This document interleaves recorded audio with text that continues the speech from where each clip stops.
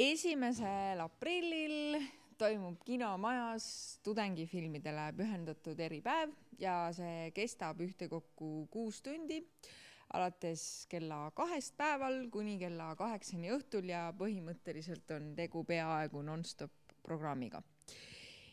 Ja sellel aastal on teistmoodi see, et esimest korda on tudengifilmide programm rahvusvaheline, mis tähendab, et kõik filmid on inglisekeelsete subtiitritega ja meil ei ole mitte ainult Eesti tudengite filmid, vaid on ka 2 välismaa režissööri dokumentaalid, kes õpivad Eestis Balti filmi ja meediakoolis. Ja mis meil siis programmis on? Meil on mängufilmid, mis on peamiselt siis Balti filmi ja meediakooli 2. kursuse tõlgendused Põrgupõhja uuest vanapaganast. Kõik on väga erinevad. Siis on meil mõned dokumentaalfilmid.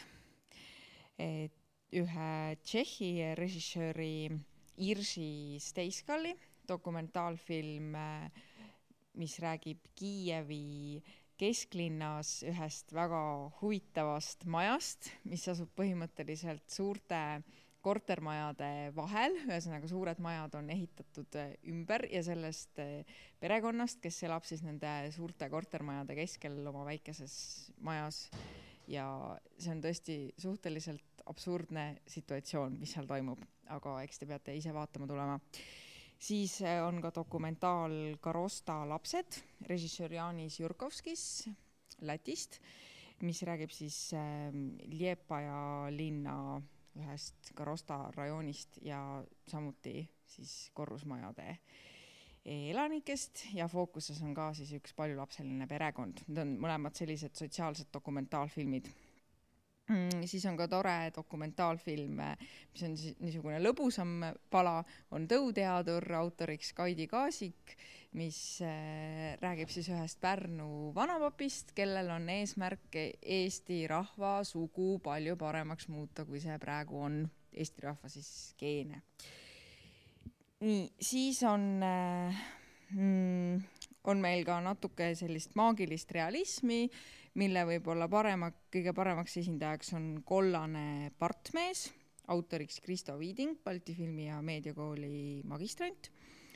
Siis on ka mõned tummfilmid, et filmikoolis nimelt kõige esimene ülesanne, mida režissöörid peavad tegema, on teha tummfilm, mitte kasutada dialoogi.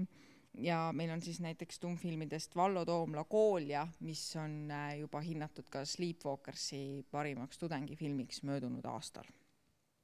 Ja lisaks sellele on meil veel ka Soome filmid kavas, et lisaks Eesti tudengifilmidele on ka 4 Soome tudengifilmi Aalto ülikoolist, nii et meil toimub selline Eesti-Soome tudengite maavõistlus nii-öelda, et selgitatakse välja siis parim Eesti ja parim Soome tudengifilm. Ja tudengifilmide programmi kohta on see võib-olla kõik. Lisaks põhiprogrammile, mis on siin kinomajas, saab tudengifilme vaadata ka kell 6 Art Cafees, samuti 1. aprillil. Ja kogu nädala jooksul on meil ka amatöör- ja eksperimentaalfilmide programm ja see toimub Uue Maailma Seltsimajas ja algab igal õhtul kell 6. Ja siis, kui inimesed lähevad kell 6 vaatama amatöör- ja eksperimentaalfilme, siis kell 7 saavad nad veel osaleda Uue Maailma Seltsimaja igaõhtusel õhtusöögil. See on nagu eriti hea pakett. Ja siis need amatöör- ja eksperimentaalfilmid on tulnud ka igale meile kokku üle terve Eesti. Nii et meil on Palamuse festivali parimad filmid, meil on Tartu noorte amatöörfilmifestivali parimad filmid ja siis on meil veel igasuguseid videotöid, mille on saatnud Kunstiakadeemia tudengid ja Tartu Kõrgema Kunstikooli tudengid. Ja see ei ole veel kõik, kui tudengipäev kinomajas lõpeb, sellepärast et kell 22 algab Art Cafees, mis on uus ja popp ja tore ja hea sohvabaar Tallinna kesklinnas, Pärnu maanteel, Vabaduse väljaku traamipeatuses põhimõtteliselt. ja seal alustab kell 10:15 onu Bella, kes on ka filmi teinud, mille nimi on Pööripäevad viinahaual, ja peale seda teeb onu Bella paar tundi diskot ja siis jätkab pidu DJ Otavio ja pidu kestab hommikuni.